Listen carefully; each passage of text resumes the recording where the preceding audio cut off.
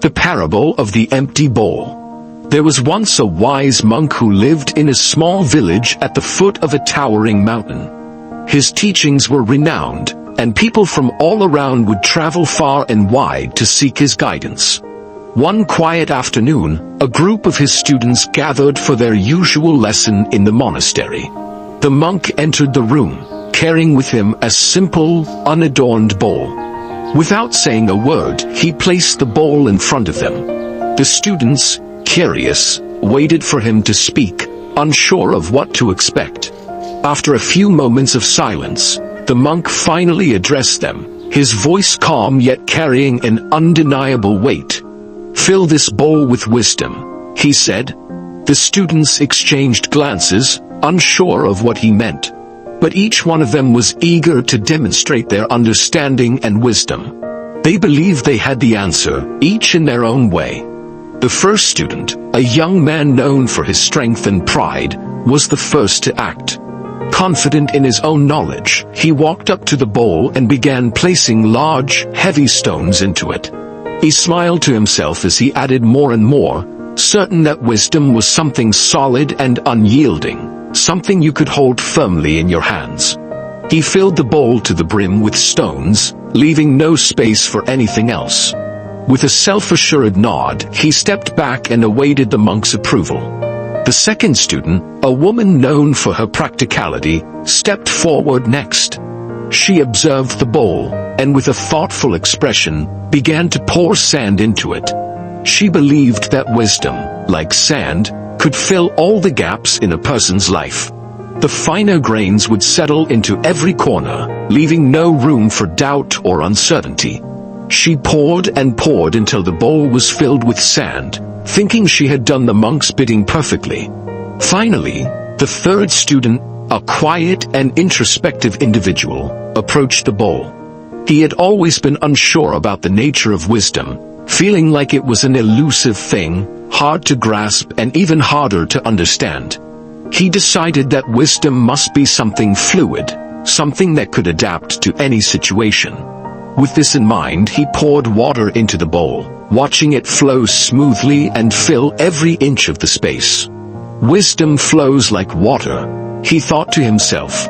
It should change and shift to fit the form of the container. When the bowl was filled, he stood back, satisfied with his answer. The monk observed each of the students with quiet patience. He did not speak for a long time, but his gaze lingered on the bowls.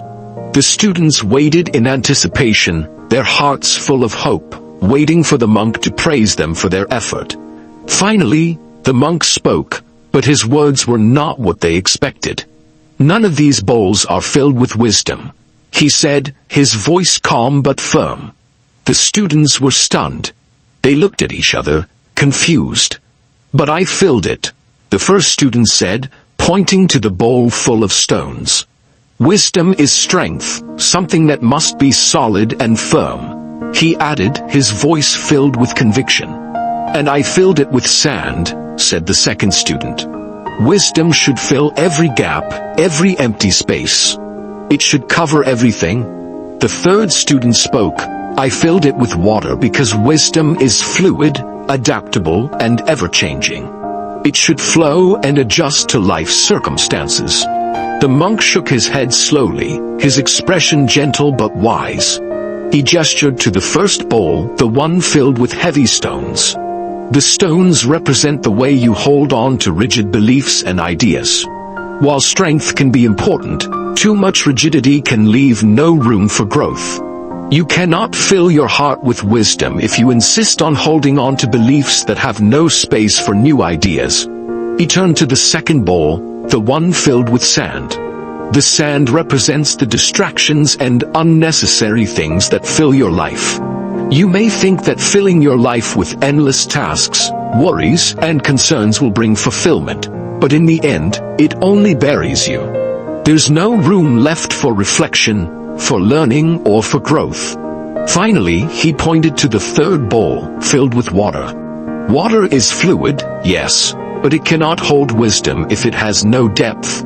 If wisdom is simply something that flows in and out without being anchored to something greater, then it will never be truly transformative. You need a deeper foundation to sustain it. The students were silent, their minds racing. They had all thought they had done the right thing, yet none of them had understood the deeper lesson.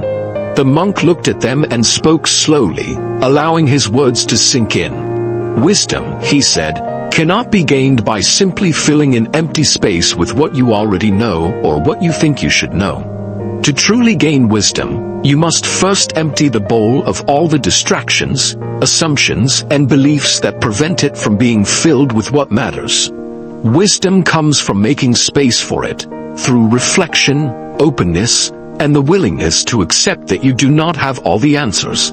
The monk's voice softened as he continued, "In order to grow, you must make room within yourself. Only when your heart and mind are open and empty of preconceived notions can you truly learn. Fill your life with too many things, too many distractions, too much pride, or too much certainty, and you will leave no room for wisdom to enter." The students stood in silence, the weight of the monk's words settling into their hearts.